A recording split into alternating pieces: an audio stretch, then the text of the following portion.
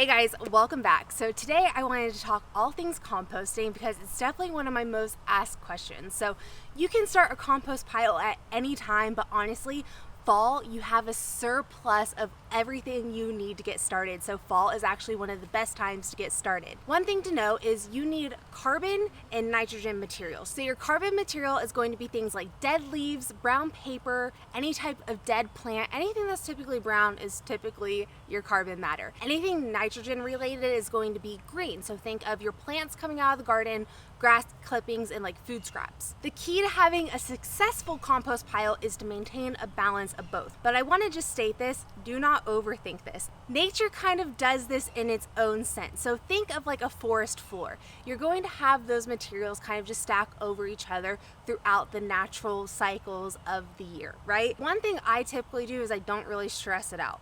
I will throw all of my green matter in these piles throughout the entire summer without adding much carbon material at all. One thing to note is we're about to have a surplus of carbon material with dead leaves and dead plants coming through in the next few weeks. So if you have a garden or if you don't have a garden, you really have everything you need in your yard if you have some grass and a tree. Honestly, that's all you need to start a compost pile. Going back to how nature kind of just does this system as is, you really don't need to stress it too much. If you notice something is slightly off balance, it'll probably happen toward the end of the summer. So last year, for example, toward the end of summer, I ended up having a slight issue with my compost pile, but again, with nature working its systems as it typically would, I added those carbon materials into my compost pile and everything balanced out. One thing to note is do not overstress composting.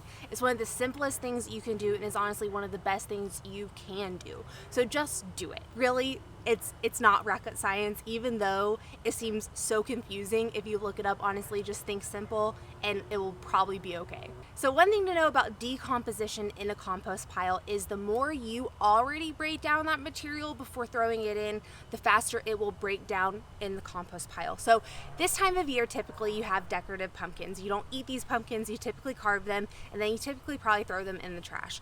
One thing to do, throw them in your compost pile, but do not throw the whole pumpkin in the compost pile. Maybe cut it up a little bit before throwing it in. It will decompose way faster than it would if you were just to throw that entire pumpkin in there. The only time decomposition really stops is in the dead of winter when things actually get frozen. One way you can prevent that is doing a bigger pile, and that middle will probably stay pretty well insulated where everything will continuously decompose.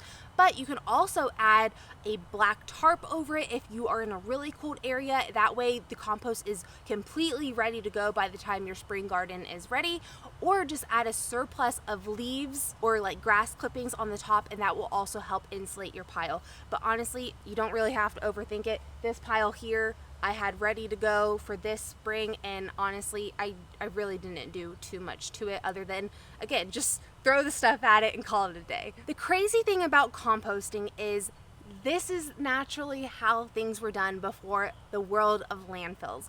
And one thing I found so interesting learning more about composting that I never knew growing up is that our food actually can't naturally decompose when we put it in plastic bags.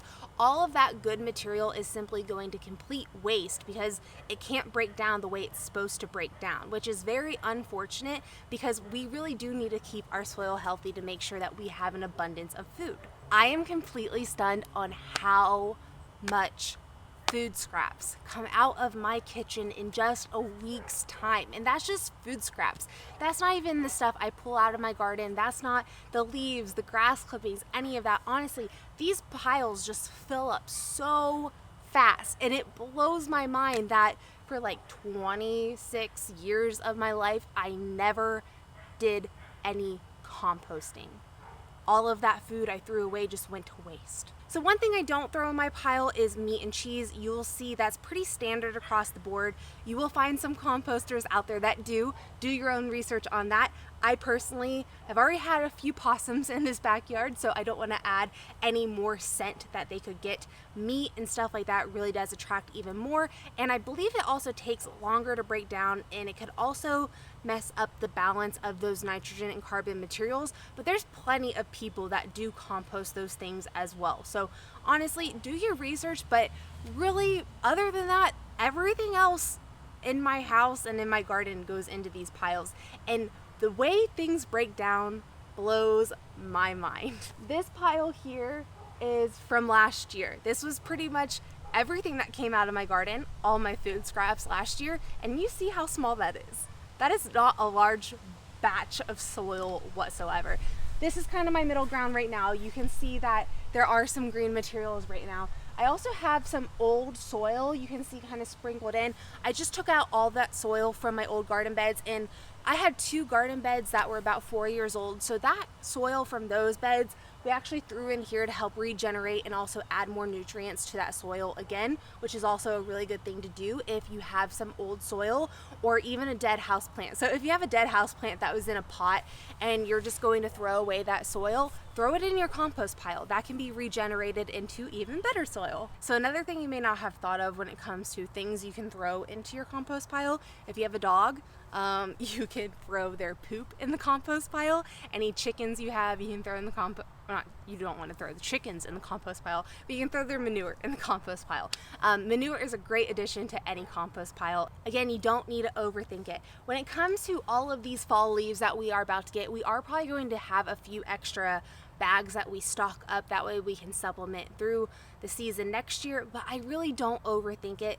Systems kind of just do their own thing. So seasons are seasons for a reason. So kind of think of how those systems work naturally, and honestly, it'll probably be okay. All right, so let's talk about systems. There are so many different systems out there to compost. You can see mine is not fancy. I think this whole system cost me like $50. I have some fence posts, and I think this is either hog fencing or chicken. No, this is not chicken fencing. I think this might be hog fencing that I bought for, I don't know. It was in a roll at Tractor Supply. It was cheap. Either way, I really like this open system because it does allow me to go ahead and mix up my compost pile, which is really important. You do want to aerate your soil, and you also want to make sure that soil stays moist. That way all those microbes, and if there's earthworms in there as well, they can continue working their magic throughout your pile without suffocating for the most part. If you are in a smaller setting, they have compost tumblers you can get. Those are really great for any type of patio or small yard.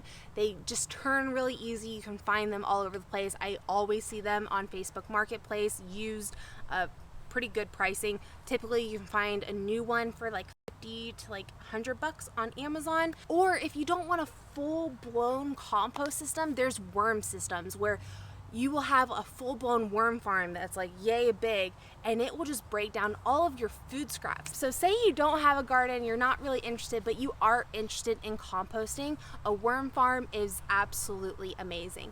Even then, if you don't want a compost system of your own, if you typically look up the area you live in, either there's someone that will probably want your compost, or there's some type of system in place, or someone that will come pick it up, or you can drop it off. There's been a lot more of that as of recently really popping up. When I was looking at systems, I really almost did a wood system, but that was going to cost me hundreds of dollars, and honestly, this works just fine. I do have it laying completely on the ground. That way any earthworms that are in the soil will go ahead and travel upward, and they will travel through, eat all that stuff. They will leave their little droppings, worm castings, if you will, into the compost, adding even more nutrients, which is just amazing. Either way, I really just wanted to make this short and sweet video to explain composting is not difficult, simply just do it.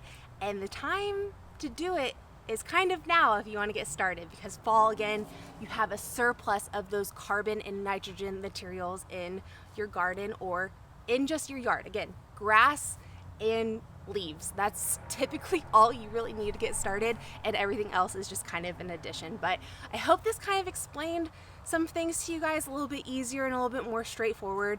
If you have any questions, please leave them in the comments below. But I think that's going to be it for this week. I'll see you guys all next week. Bye!